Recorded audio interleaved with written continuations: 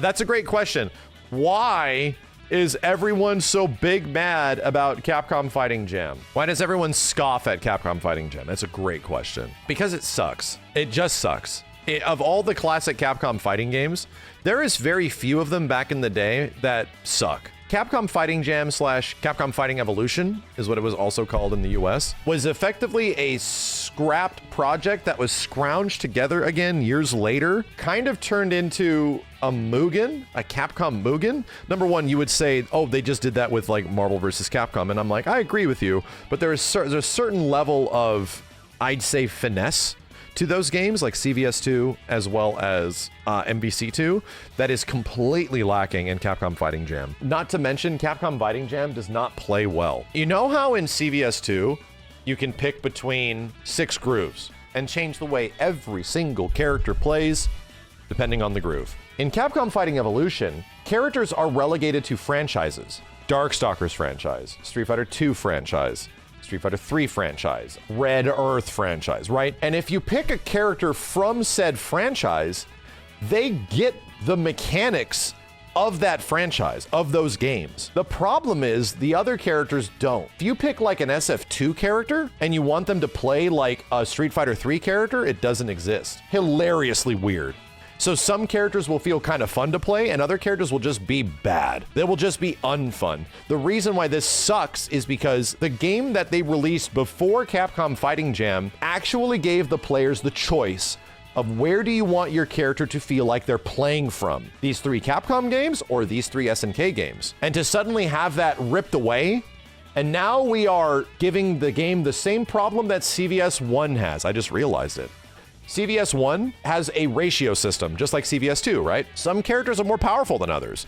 Character just gets level 3. Like a character like Akuma is like a level 3 or some shit. But a character like a Sakura is always level 1. So in CVS1, this is specifically for the characters throughout the whole game. Meaning that some characters are level 3, some are 4, ratio, Akuma's 4. And that means you just cannot pick other characters. If you have a level 4 character, you cannot fill a team. Meaning that it's just one character. In CVS2, they fixed this with something called the free ratio system, and they were like, yo, so let's just give you the option of choosing.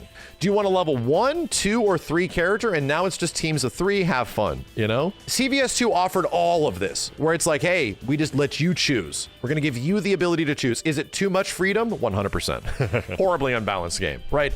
All these old fighting games are fucked up. To me, when you eventually release a game years later, a couple years later, called Capcom Fighting Jam, and then they take away that freedom from the player, it was just lazy. And the game came out and got bad critical reception. It looked bad, like visually looked worse than CVS2, MVC2, everything that they had just put out. The backgrounds are mad cheap. And they did this sometimes in CVS2, but only to a certain degree. But all over the place, dude, they just take character art and slap it all over the place. Like there's just PNGs of Alex chilling in some places. There's just like rando characters all here and there. And there is only one actual new sprite in the game. And here's where I also answered the next question. Why does everybody hate Ingrid? Because she came from Capcom Fighting Jam, the Capcom fighting game that nobody liked. She was the only brand new character in that game. There's a reason why people immediately look at her and associate it with trash, as much as you might like it or not. I'm just telling you where that sentiment comes from. She kind of is like an Athena copy. She's unique to her own slot. She doesn't come from a franchise. It's so weird, dude. The game is a fucking mess. It's like one of the only Capcom fighting games that just feels like a mess. You play Street Fighter 3 New Generation and stuff, you feel the inspiration here, but it's clearly not there yet, right? And then some other Capcom fighting games might not line up as much as you hope they do, but they're clearly trying to do their own thing. This game had zero originality, and it was just trying to go back and rehash shit that they've done before without doing anything actually new. And it felt like a regression. That's all it felt like. It was a regression in some way. And then we had to wait 5 more years for Capcom to eventually make Street Fighter 4. Capcom Fighting Jam came out, chat, when people said that Capcom fighting games were in their dark ages. This game came out.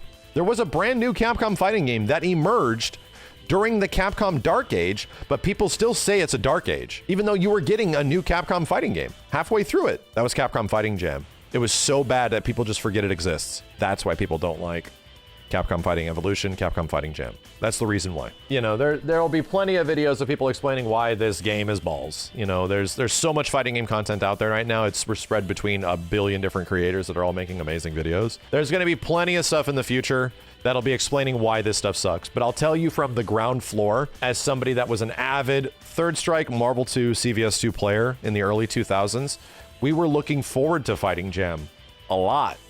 Like, we were very much looking forward to that game. It was not it, dude. It was universally despised.